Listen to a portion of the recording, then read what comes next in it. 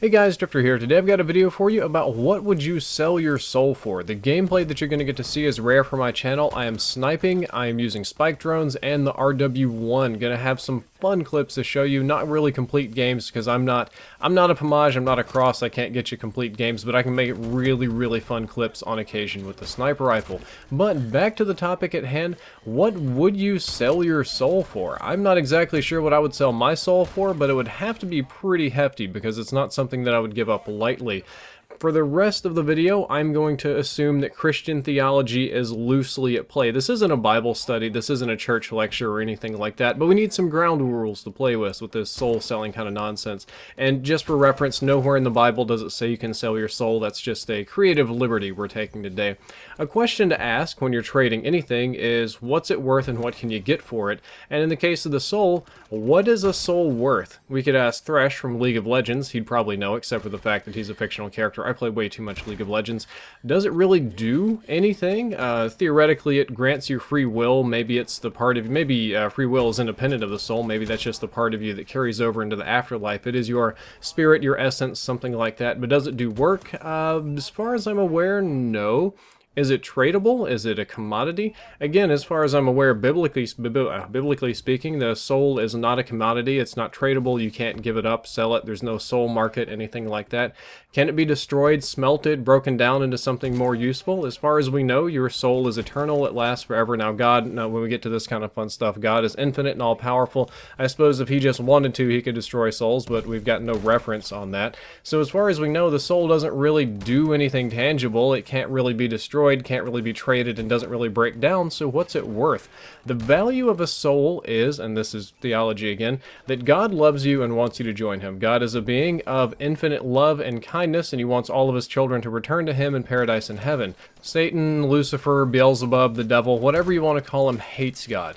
He truly, absolutely hates God and wants to cause God as much displeasure as possible. And one of the few ways that he can do that, being infinite versus not infinite, is by causing you, a being of free will, to go to hell and not join God. And it's like another child is lost. It's very saddening, very depressing. It upsets God in a way. And that's how Satan wins. That's his end game, is to just cause as much pain as possible to God.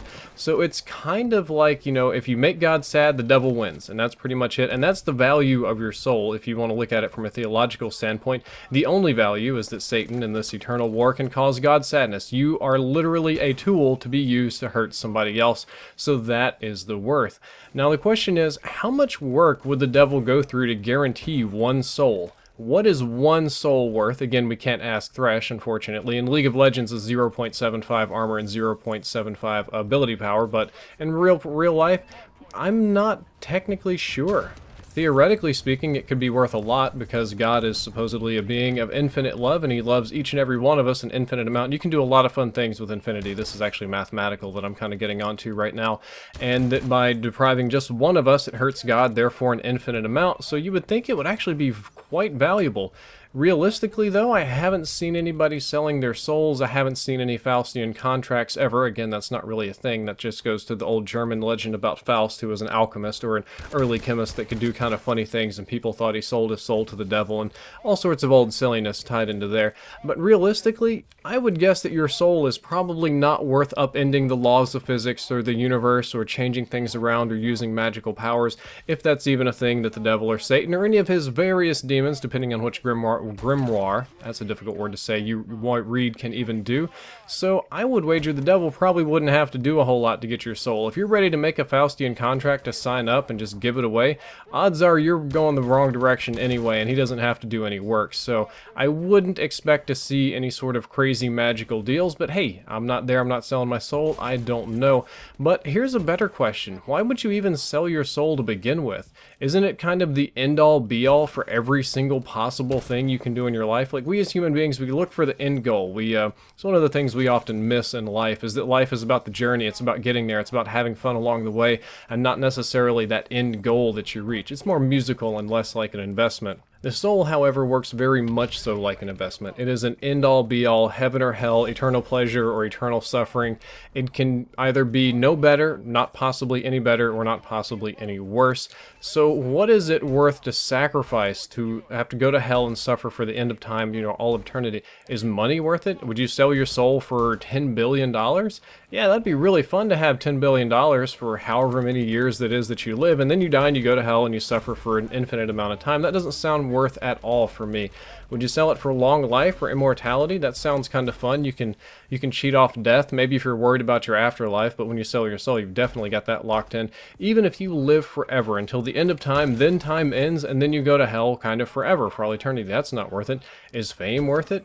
Maybe. I mean, we'll maybe have recollections of this earth when we're in heaven, but I don't really think it would be worth it to be famous, especially when none of that will matter in the afterlife. How about revenge? Now, this is where it gets kind of interesting. Would you sell your soul for revenge, to cost somebody else an unfathomable amount of hatred, to kill them early, guarantee that they go to hell? Maybe they did something terrible to you or your family, and you want to burn them back as bad as humanly possible? Maybe I could see that, but then again, I don't know why the devil would lift a finger, because you're already on your way to hell anyway, if that's how you feel about it. How about so that a family member can live? Now, this is a tough one. What about a father or a mother and a child, or a brother and a sister, or a husband and a wife? What about somebody that you're truly in love with has a terrible disease and they're going to die for sure? Would you sell your soul so that they can live? Maybe you sell your soul, but you're going to hell for sure, and then they're going to die anyway, and you don't even get any guarantees about where they're going to go. So in that investment sense, that doesn't make any sense anyway. How about ransoming somebody else from hell? Maybe your brother or sister went to hell and you can kind of get them out, but you have to trade your soul for theirs. I would say that's biblically impossible. I don't think that really works that way, but that is an interesting thing to consider. Overall, I don't see any reason whatsoever you would sell your soul.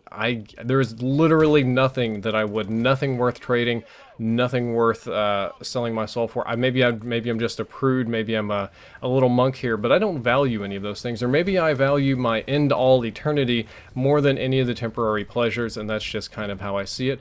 But realistically, I don't think anybody has ever sold their soul. I'm not really aware of that ever being a thing biblically, historically, Faustian documents. It's just kind of a silly bit of fiction that we see all the time. But ultimately, when you think about it for more than 5 minutes, it really, really falls apart. I mean, there's like dozens of TV shows about this, about people selling their souls for this thing and that thing, and they're always matching wits with a demon, which is again, theoretically, nearly infinite, intelligent, and powerful being that's had thousands and thousands of years of practice screwing over humanity. So I don't know why anybody in their right mind would ever want to match wits with something like that to begin with. It all just kind of falls apart. Again, just a funny idea that a subscriber pitched to me on Twitter. They said, hey, would you like to make a video about this? I thought it was fun, thought it was enjoyable. Guys, that's all for this video. I hope you enjoyed it. I hope you learned something useful. Again, it's not a Bible study, but I just hope I gave you a little bit of food for thought. If you did enjoy, don't forget to like, favorite, and subscribe. Drifter out.